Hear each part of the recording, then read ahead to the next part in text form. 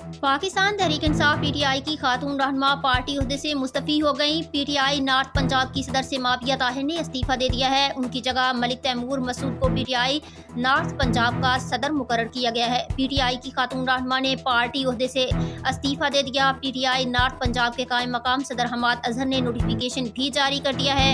हमाद अजहर ने बताया कि माविया ताहिर ने ज़ाती वजूहात की बिना पर पार्टी ओहदे से इस्तीफा दिया।